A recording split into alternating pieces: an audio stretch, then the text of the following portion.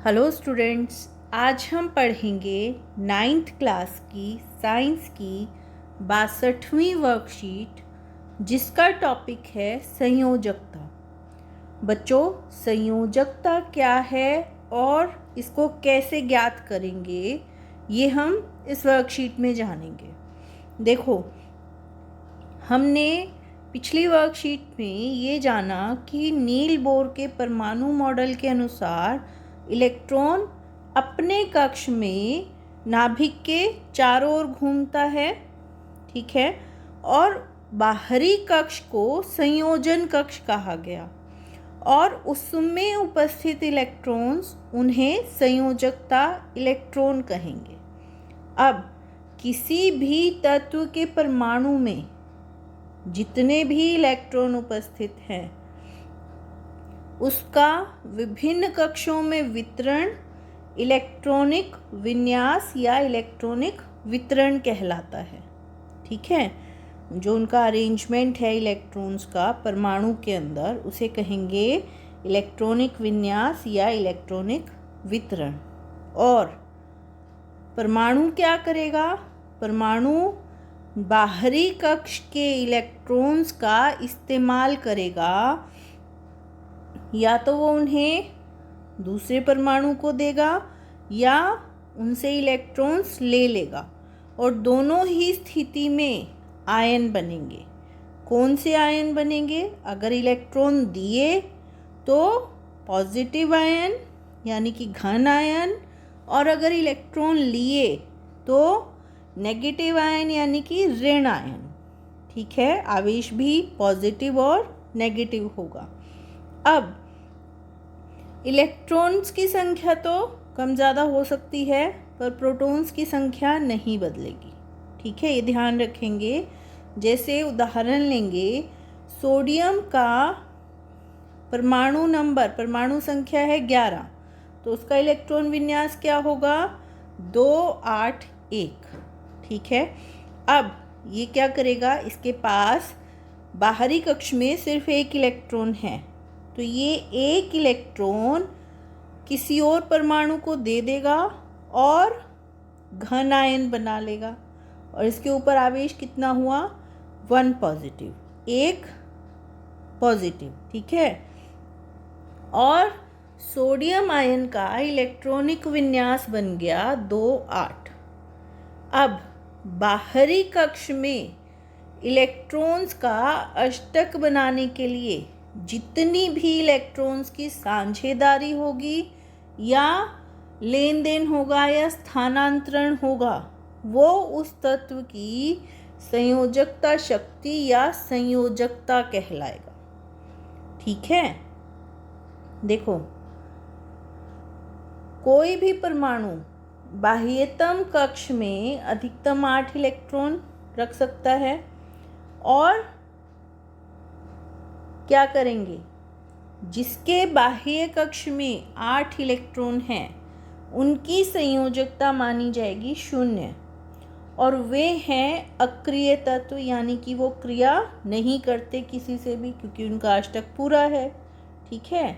और इन्हें कहा जाता है उत्कृष्ट गैसेस या निष्क्रिय गैसेस भी कहते हैं, ठीक है। उदाहरण देखेंगे, हीलियम, नियोन आदि। अब परमाणु क्या करता है? बाह्य कक्ष में अष्टक को प्राप्त करने के लिए दूसरे परमाणु के साथ अभिक्रिया करता है, और वहाँ पर या तो इलेक्ट्रॉन्स की साझेदारी हो सकती है, आपस में शेयरिंग हो गई, या उनको ग्रहण किया जा सकता है, एक परमाणु ने दूसरे परमाणु को इलेक्ट्रॉन दे दिए, या उनको ग्रहण किया जा सकता है, लिया जा सकता है दूसरे परमाणु से, और त्याग किया जा सकता है कि आपने दूसरे परमाणु को इलेक्ट्रॉन्स दे दिए, ठीक है। अब सक्रिय तत्व क्या करेंगे? अन्य तत्व के परमाणुओं के साथ मिलकर अपने बाह्य कक्ष में अष्टक पूरा करने की कोशिश करेंगे, ठीक है। देखो, संयोजकता निकालने के लिए सबसे पहले तत्व का इलेक्ट्रॉनिक विन्यास लिखेंगे, ठीक है। और उसके बाद बाहरी कक्ष में देखेंगे कितने इलेक्ट्रॉन हैं। अगर 4 इलेक्ट्रॉन से कम हैं तो वो क्या करेगा, उसको इलेक्ट्रॉन्स दूसरे परमाणु को दे देना आसान रहेगा, है ना। मान लो 2 इलेक्ट्रॉन हैं तो अष्टक पूरा करने के लिए कितने इलेक्ट्रॉन और चाहिए, 6 इलेक्ट्रॉन और चाहिए। तो 6 इलेक्ट्रॉन लेने के लिए जितनी ऊर्जा चाहिए वो नहीं उपलब्ध हो सकती, तो 2 इलेक्ट्रॉन देना आसान है बजाय कि 6 इलेक्ट्रॉन्स को लेने के। तो अगर 4 से कम इलेक्ट्रॉन बाह्य कक्ष में हैं तो उनका त्याग करना आसान होता है, और अगर 4 से अधिक हैं तो क्या होगा, इलेक्ट्रॉन्स ले लेना आसान होगा, ठीक है। आओ देखते हैं कुछ उदाहरण। जैसे सोडियम की परमाणु संख्या है 11, तो इसका इलेक्ट्रॉन विन्यास क्या हुआ, 2 8 1, और बाह्य कक्ष में कितने इलेक्ट्रॉन आ गए, 1 इलेक्ट्रॉन आ गया, तो इसकी संयोजकता कितनी हुई, 1। मैग्नीशियम परमाणु संख्या है 12, 2 8 2, बाह्य कक्ष में 2 इलेक्ट्रॉन्स और संयोजकता कितनी हुई, 2। फ्लोरीन के पास 9 इलेक्ट्रॉन हैं, तो इसको कितना चाहिए, बाह्य कक्ष में 7 इलेक्ट्रॉन हैं और इलेक्ट्रॉन चाहिए 1 अष्टक पूरा करने के लिए, तो इसकी संयोजकता हुई 1, ठीक है। नियोन की बाह्य कक्ष में 8 हैं तो संयोजकता हुई 0, और कार्बन के बाह्य कक्ष में 4 इलेक्ट्रॉन्स हैं तो इसकी संयोजकता हुई 4, ठीक है बच्चों। आओ अब कुछ प्रश्न देखते हैं। संयोजकता क्या होती है, तो देखो अभी हमने पढ़ा कि किसी भी परमाणु के बाह्यतम कक्ष में इलेक्ट्रॉन का अष्टक बनाने के लिए जितनी संख्या में इलेक्ट्रॉनों की साझेदारी या स्थानांतरण होता है वही उस तत्व की संयोजकता होती है। K, L, M और N कक्ष में इलेक्ट्रॉन की अधिकतम संख्या कितनी होती है, तो ये हम निकालेंगे इस फॉर्मूला से। ये है हमारे पास 2n², ठीक है। n है कक्ष की संख्या, मान लो हमारे पास पहला कक्ष है K, ठीक है। अब इसके अंदर इलेक्ट्रॉन कितने होंगे, कक्ष की संख्या 1 है तो 2 गुना 1 का स्क्वायर वर्ग, 1 का वर्ग कितना होगा, 1 होगा, तो 2 गुना 1 ये क्या हो जाएगा, 2। तो पहले कक्ष में कितने इलेक्ट्रॉन होंगे, 2। इसी तरह से अगर हम निकालें L कक्ष में, L कक्ष की संख्या है 2, ठीक है, और इसके अंदर इलेक्ट्रॉन कितने होंगे, आओ देखते हैं। 2 इंटू 2 का स्क्वायर यानी कि 2 गुना 2 का वर्ग, 2 का वर्ग हुआ 4, तो 2 गुना 4 कितने हुए, 8 इलेक्ट्रॉन्स हो गए, ठीक है। इसी तरह से M के तीसरा नंबर है तो 2n² अगर करेंगे यानी कि 2n का वर्ग अगर हम करेंगे तो ये हमारे पास आएगा 2 इंटू 3 का स्क्वायर, तो ये हमारे पास क्या हो गया,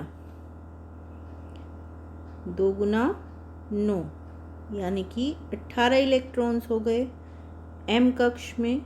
इसी तरह से N कक्ष के अंदर कितने हुए, N कक्ष है 4th, तो यहाँ पर 2 गुना 4 का स्क्वायर हो गया, ये हो गया 2 गुना 16 यानी कि 32 इलेक्ट्रॉन किसमें, N कक्ष में, ठीक है बच्चों। पर बाह्य कक्ष में इलेक्ट्रॉन्स की संख्या कितनी रहेगी, 8 ही रहेगी, ठीक है। कार्बन और सोडियम परमाणुओं में इलेक्ट्रॉनों का वितरण यानी कि इलेक्ट्रॉनिक विन्यास एवं उनकी संयोजकता लिखिए। तो देखो सोडियम में 11 इलेक्ट्रॉन हैं, तो इसका वितरण हो गया 2 8 1 और संयोजकता हो गई 1, क्योंकि बाहरी कक्ष में इलेक्ट्रॉन कितना है, 1 है। इसी तरह से कार्बन की परमाणु संख्या है 6, तो इलेक्ट्रॉनिक विन्यास हुआ 2 4 और बाह्य कक्ष में कितने हैं इलेक्ट्रॉन, 4, तो कितने और चाहिए, 4 इलेक्ट्रॉन और चाहिए, तो संयोजकता हुई 4। लिथियम, बोरोन और सल्फर तत्वों की परमाणु संख्या 3 5 और 16 हैं, तो इनकी संयोजकता क्या होगी। देखो सबसे पहले इनका इलेक्ट्रॉनिक विन्यास लिखते हैं। अगर हमारे पास लिथियम है, इसकी परमाणु संख्या 3 है, तो क्या हुआ 2 1, तो इसकी संयोजकता कितनी हुई 1। फिर बोरोन कितने हैं, 5 हैं, 5 के पास 2 और 3, तो इसकी संयोजकता हुई 3। इसी तरह से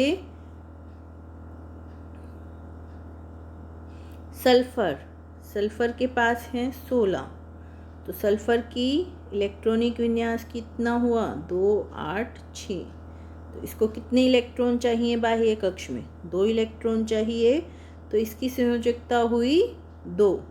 ठीक है बच्चों, तो ये थी हमारी आज की वर्कशीट। आई होप आपको समझ आई होगी और अब इसको आसानी से आप कर पाओगे। साथ ही साथ कोविड-19 बहुत फैल रहा है, आप अपना ध्यान रखेंगे, हाथ धोएंगे, मास्क पहनेंगे और दूरी बना कर रखेंगे। थैंक यू बच्चों।